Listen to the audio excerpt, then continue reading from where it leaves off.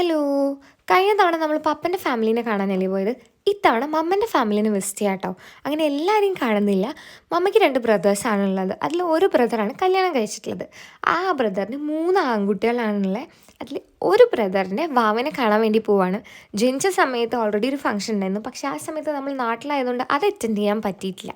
പിന്നെ ഇവിടെ എങ്ങനെയാണെന്ന് വെച്ചാൽ എല്ലാവരുടെ ടൈമും വർക്കും ഒക്കെ നോക്കിയിട്ടാണ് ഇവിടെ അറേഞ്ച് ചെയ്യുക കേട്ടോ. നമുക്കങ്ങനെ അങ്ങോട്ട് കയറി ചെല്ലാൻ പറ്റില്ല.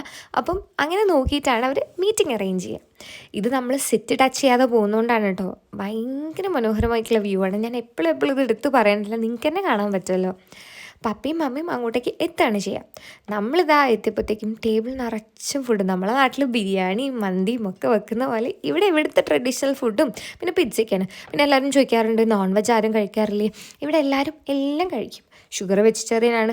എനിക്ക് പിന്നെ അത് കഴിക്കാൻ താല്പര്യവുമില്ല. പക്ഷേ ഇവിടുത്തെ മെയിൻ ഫുഡ് ഐറ്റംസ് എന്ന് പറഞ്ഞാൽ ചിക്കനും പോർക്കും ബീഫോ ഫിഷിനോട് അത്ര ഇതില്ല. ഇങ്ങനത്തെ ഒക്കേഷൻസിനൊക്കെയാണ് അവർ പ്രയോറിറ്റി കൊടുക്കുക. അപ്പം ഇത് ഒരു ബ്രദറിൻ്റെ വീടാണ് കേട്ടോ. ഇനിയും 2 ബ്രദറും അവരുടെ വൈഫും അവരുടെ കുട്ടികളും ഉണ്ട്. അപ്പം എല്ലാവരും കൂടെ ഗ്യാദർ ചെയ്യുന്ന സമയത്ത് ഞാൻ വീഡിയോ എടുക്കാം. പിന്നെ ടി വിയിൽ ഇങ്ങനെ ഒരു കുഞ്ഞി പിങ്കു എന്ന് പറഞ്ഞാൽ ചെറുപ്പത്തിൽ കണ്ട കാർട്ടൂണൊക്കെ പ്ലേ ചെയ്യുന്നുണ്ടായിരുന്നു. അപ്പോൾ അടുത്ത വീഡിയോയിൽ കാണാം. ടാറ്റാ.